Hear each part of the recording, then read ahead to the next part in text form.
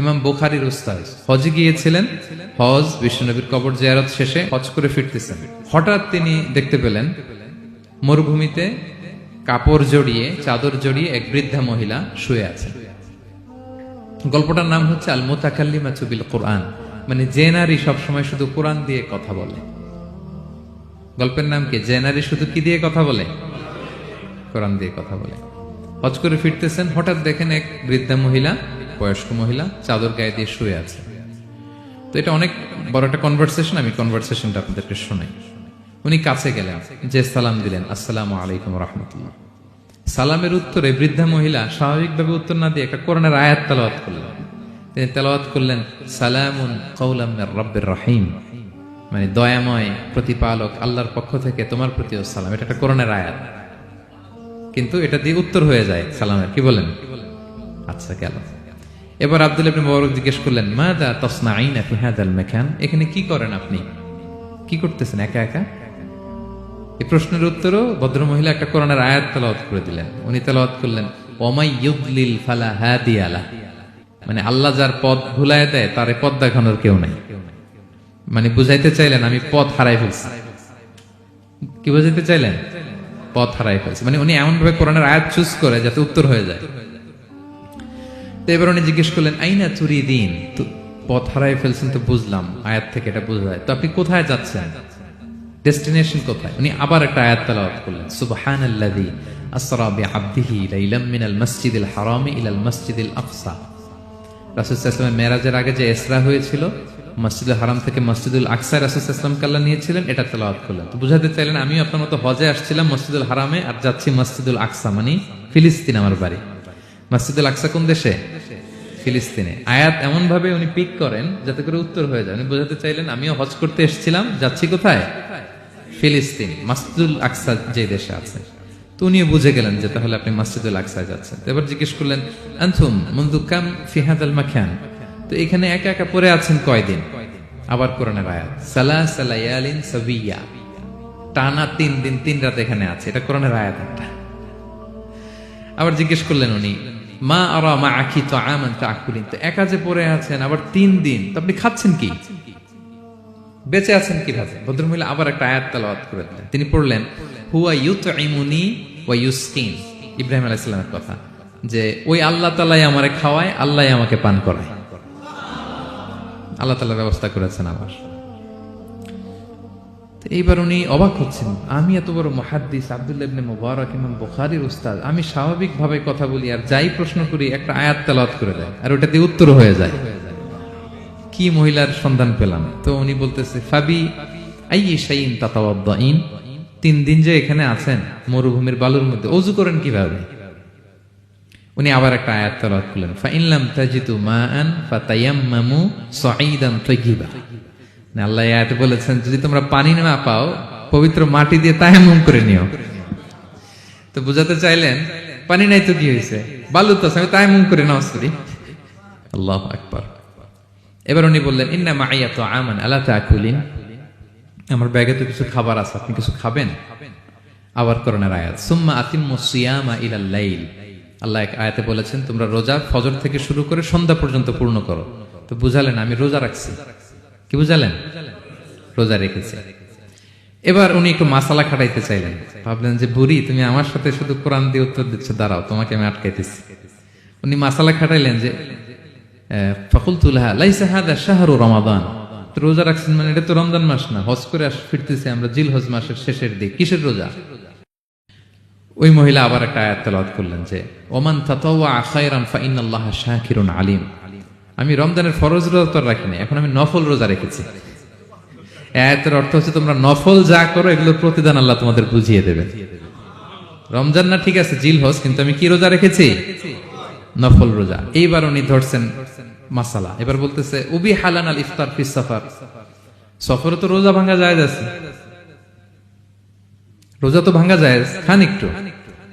এবার উনি কোরআন থেকে আবার তেলাওয়াত করলেন, ওয়া আনতা সুমু খায়রুল লাকুম ইন কুনতুম তা'লামুন, আল্লাহ যে আয়াতে বলেছেন যে সফরে রোজা ভাঙা জায়েজ আছে, ওই আয়াতের শেষে আবার আল্লাহ বলছেন যদি রাখো সওয়াব বেশি পাবে।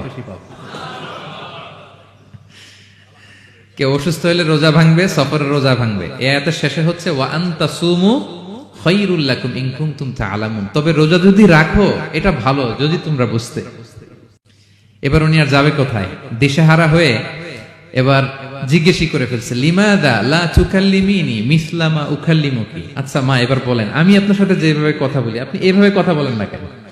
কিছু জিজ্ঞেস করলে কোরআনের আয়াত বলেন কেন? আমি কথা বলতেছি, আপনি আমার সাথে এভাবে কথা বলেন। কিছু জিজ্ঞেস করলে কোরআনের আয়াত কেন? এটার উত্তরে উনি আরেকটা কোরআনের আয়াত উনি পড়লেন, মা ইয়ালফিযু মিন কাওলিন ইল্লা লাদাইহি রাকীবুন আতীদ। আল্লাহ বলেছেন, তোমরা মুখ দিয়ে যাই বের করো এটা লিখে রাখার জন্য দুই কাঁধে রাকীব আতীদ আছে, তুলে রাখে। তার মানে আমি যে তোমার সাথে কথা বলতেছি প্রত্যেকটাই তো রেকর্ডেড হয়, রেজিস্টার্ড হয়। তো এমন কিছু বলি যেটাতে সওয়াব হয়, যেটাতে ভুল না হয়। আল্লাহু আকবার, সুবহানাল্লাহ। কি নারী ছিল, কেমন নারী তিনি ছিলেন, কি পুরো ঘটনাটা শুনবেন? হ্যাঁ, শেষ করব ঘটনাটা। আচ্ছা, তো উনি অবাক হলেন যে কি মহিলা, এরকম মহিয়সী গরিয়সী নারীও পৃথিবীতে আছে। তো উনি বললেন, ঠিক আছে মা, আপনি যেহেতু পথ হারাই ফেলছেন, আমার উটটাকে আমি নিয়ে আসি। ফাহাল্লাকা আন আহমিলুকি আলা নাখাতি হাদিহি ফাতুদরিকিল কাফেলা। আমার উটটা নিয়ে আসি, উটে বসেন, আমি আপনাকে এগিয়ে দিয়ে কাফেলাতে যুক্ত করে দেই। আপনি কি রাজি আমার উটে বসবেন? আবার কোরআনের আয়াত, ওমা তাফআলু মিন খাইরিন ফাইনাল্লাহা বিহি আলিম। তোমরা যত ভালো কাজ করো আল্লাহ সেটা জানেন, মানে তোমার এই ভালো কাজ আল্লাহ জানেন, আল্লাহ এর প্রতিদান দিবেন। ক্বালা ফাআনাখতু নাখাতি, আমি উট বসালাম এবং বললাম ওঠেন। উনি যখন উঠতেছে আমি এভাবে তাকায় আছি। তা আমি যে তাকায় আছি, উনি একটা আয়াত তেলাওয়াত করলেন যে কুল্লিল মুমিনিনা ইয়াগুদ্দু মিন আবসারিহিম। এর অর্থ হচ্ছে, নবী হে, মুমিনদেরকে বলুন তারা যেন পরনারী দেখে তাকায় না থাকে, চোখ যেন নিচে রাখে, তারা যেন চক্ষু অবনমিত করে। মানে বুঝাতে চাইলেন যে আমি তো বেগানা নারী, পরনারী, তা আমি উঠে উঠতেছি, আপনি তাকায়। সে হয়তো তাকায় আছে যে বৃদ্ধা মহিলা উঠতে যদি কষ্ট হয় পড়ে যায়। তো উনি যখন দেখতেছেন তাকায় আছে, উনি বলতেছে কুল্লিল মুমিনিনা ইয়াগুদ্দু মিন আবসারিহিম, নবী হে বলুন বিশ্বাসীদের তারা যেন চোখ নিচের দিকে করে রাখে। তো উনি লজ্জা পেয়ে গেলেন। ফাগাদাতু বাসারি, আমি লজ্জায় চোখ নামালাম। এরপর আমি বললাম ইরকাবি ওয়াকাদ আকালতু নাকাত, ওঠেন। আমি আবার ওটের রশি ধরে টানতে আরম্ভ করলেন। ভদ্রমহিলা উঠেই আবার কোরআনের আয়াত পড়লেন, যেটা আমরা গাড়িতে বা কোনো বাহনে উঠলে পড়ি। তিনি পড়তে আরম্ভ করলেন, সুবহানাল্লাযী সাখখারা লানা হাযা ওয়া মা কুন্না লাহু মুকরিনিন ওয়া ইন্না ইলা রাব্বিনা লামুনকালিবুন। প্রশংসা সে আল্লাহর, যে আল্লাহ এই বাহনকে আমাদের জন্য বশীভূত করে দিয়েছেন। তিনি বশীভূত না করলে আমরা তো এটাকে বশীভূত করতে পারতাম না। আপনারা যখন গাড়ি স্টার্ট দিবেন এই দোয়াটা পড়েন তো আপনারা? গাড়ি স্টার্ট দিলে, বিমানে উঠলে, ঘোড়ায় উঠলে, যে কোনো বাহনে উঠলে এটা পড়তে হয়, কোরআনের আয়াত। তিনি বললেন, আমি এবার উঠলাম, ওটের জিমাম ধরে টানতে লাগলাম আর একটু হই হই শব্দে ওট চালাতে লাগলাম যাতে করে তাড়াতাড়ি যাওয়া যায়। উনি কোরআনের আয়াত বললেন, ওয়াকসিদ ফি মাশিক ওয়াগদুদ মিন সাউতিক। কোরআনের আয়াত মানে তোমার চলার ক্ষেত্রে তুমি মধ্যম পন্থা অবলম্বন করো আর গলার সাউন্ডটা একটু ছোট করো। এটা কিন্তু লোকমান হাকিম তার ছেলেকে বলেছিলেন যে বাবা তুমি যখন হাঁটবে মধ্যম পন্থায় হাঁটবে আর শাউট করবে না, নয়েজ করবে না, কণ্ঠটাকে নিচু করবে। এই আয়াতটা উনি পড়ে দিলেন। মানে বুঝাতে চাইলেন আপনি হাজি মানুষ, হজ করে আসছেন, এইভাবে যাচ্ছেন কেন? আপনি স্লোলি যান। ফাজাআলতু আমশি রুয়াইদান ওয়া আতারান্নামু বিশ-শা'র। এরপর আমি আস্তে আস্তে যেতে লাগলাম আর কবিতা আবৃত্তি করতে লাগলাম। আরবদের অভ্যাস ছিল তারা শত শত লাইন কবিতা মুখস্থ পারত। দিনকে দিন মরুভূমিতে চড়তো আর কবিতা পড়তো। তো আমি কবিতা গুনগুন গুনগুন করে কবিতা পড়তেছি আর যাচ্ছি। এই মহিলা পিছন থেকে আয়াত তেলাওয়াত করলেন আবার, ফাকরাউ মা তায়াসসারা মিনাল কোরআন। মানে কোরআনের যেখান দিয়ে সহজ লাগে ওইখান দিয়ে পড়েন। মানে বুঝাতে চাইলেন কবিতা পড়লে কি লাভ, আপনি কোরআন পড়েন। উনি আবার লজ্জা পেয়ে কোরআন পড়তে আরম্ভ করলেন। এবার যেতে যে কাফেলা থেকে উনি মিসিং, যে ক্যারাভেন থেকে মিসিং, ওই ক্যারাভেনের সাথে যুক্ত হলেন। এবার জিজ্ঞেস করলেন যে হাদিহিল কাফেলা মান লাকি ফিহা, এই তো আপনার কাফেলা, এখানে কে আছে আপনার, কেউ আছে? আবার কোরআনের আয়াত, আল মাল ওয়াল বানুনা জিনাতুল হায়াতিদ দুনিয়া, অর্থাৎ সম্পদ, সন্তান, এগুলো আল্লাহর দেয়া নেয়ামত। এটা দিয়ে বুঝাতে চাইলেন হ্যাঁ আমার কিছু সন্তানাদি আছে। উনি বুঝতে পারলেন ফাআলিমতু আন্নাল্লাহা আওলাদান ফিহা, আমি বুঝলাম যে ওনার সন্তান সন্ততি এখানে আছে। এইবার একটা চান্স পেয়ে গেছে আব্দুল্লাহ ইবনে মুবারক। কি পেয়ে গেছে? উনি মনে মনে ভাবলেন ওনার ছেলেদের নাম কি, এটা জিজ্ঞেস করি, তাইলে তার উত্তর দিতে পারবে না। সুন্দর না প্রশ্নটা? এবার উনি বলতেছে ফাকুলতু লাহা মা আসমাউ আওলাদিক, মা এবার একটু বলেন তো আপনার ছেলেগুলোর নাম কি? কে জিজ্ঞেস করলেন? এটা তো আর নান্টু বল্টু সল্টু তো আর কোরআনে পাওয়া যায় না। আমরা নাম রাখি কি? সল্টু বল্টু কোরআনে আছে নাই? তো উনি এবার চান্স নিলেন, এবার জিজ্ঞেস করে আপনার ছেলের নাম কি? এইবার আর উত্তর থাকবে না, অনেকক্ষণ আমার সাথে ইয়ে করছেন আপনি। তো জিজ্ঞেস করতেছে লাহা ওয়ামা আসমাউ আউলাদিক, আপনার ছেলেদের নাম কি একটু বলেন তো। এই প্রশ্নের উত্তরে উনি 3টা আয়াত তেলাওয়াত করছেন। এতক্ষণ তো একটা, এখন কয়টা? এখন 3 নম্বর গিয়ারে চালাইতেছে। উনি প্রথম আয়াত তেলাওয়াত করলেন ওয়াত্তাখাযাল্লাহু ইব্রাহিমা খলিলা, এরপরে বললেন ওয়া কাল্লামাল্লাহু মূসা তাকলিমা, সবশেষে বললেন ইয়া ইয়াহইয়া খুযিল কিতাবা বিকুওয়া। আল্লাহু আকবার।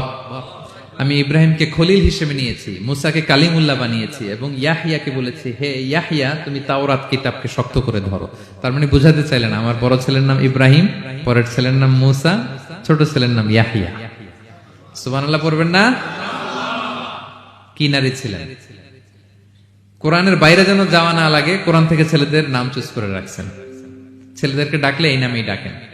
এরপর ছেলেদেরকে ডাকলেন কোরআনের আয়াত পড়ে ফাবআসু আহাদাকুম বিওয়ারিকিকুম হাযিহি ইলাল মাদিনাতি ফালইয়ানজুর আইয়ুহা আসকা তুআমান ফালইয়াতিকুম বিরিজকিম মিন। এটা সূরা কাহফের একটা আয়াত। গুহাবাসী 7 জন যুবক যখন ঘুমিয়ে পড়েছিল, 309 বছর পরে যখন জেগেছিল, একজনকে টাকা দিয়ে বলেছিল যাও তুমি কিছু খাবার নিয়ে আসো। এই আয়াত বুঝাইয়া তিনি ছেলেদের বুঝাইলেন যে মেহমান আসছে, কিছু নিয়ে আসো খাবার, ওনারা খাওয়াইতে হবে। উনি অনেক হেল্প করছে আমাকে। তো ছেলেরা খাবার নিয়ে আসলো। খাবার দেওয়ার পরে মহিলা আবার কোরআনের আয়াত কুলু ওয়াশরাবু হানিআম বিমা আসলাফতুম ফিল আইয়ামিল খালিয়া। এটা আসলে আল্লাহ তাআলা জান্নাতীদেরকে বলবেন। আমরা যখন জান্নাতে ঢুকবো আল্লাহ বলবে কুলু ওয়াশরাবু হানিআম বিমা আসলাফতুম ফিল আইয়ামিল খালিয়া। এই দুনিয়াতে এত জুলুম নির্যাতনের শিকার হয়েছে, এত নেক কাজ করেছো, প্রতিদান হিসেবে আজকে জান্নাতের এই নাজ নেয়ামত ভোগ করো। বৃদ্ধ মহিলা এই আয়াতটা বললেন, তার মানে মরুভূমিতে অনেক কষ্ট করেছেন আপনি আমার জন্য, এখন আপনি আমার পক্ষ থেকে এই হসপিটালিটি, রিসেপশন, এই আপ্যায়ন গ্রহণ করুন। এবার উনি বলতে আরম্ভ করলেন, ছেলেদেরকে বললেন কুলতু আল আনা তুআমাকুম আলাইয়া হারাম। এই ছেলেরা, এই খাবার আমার জন্য হারাম, হাত্তা তুখবিরুনি বিআমরিহা, যতক্ষণ না এই মহিলাকে, এর হিস্ট্রি যতক্ষণ না আমার না বলো। আগে বল এই ভদ্র মহিলা কে, কি তার ঘটনা। যতই দেখছি অবাক হচ্ছি, যতই শুনছি অবাক হচ্ছি, কে সে? যাই বলি শুধু কোরআন দিয়ে বলে, ঘটনাটা কি?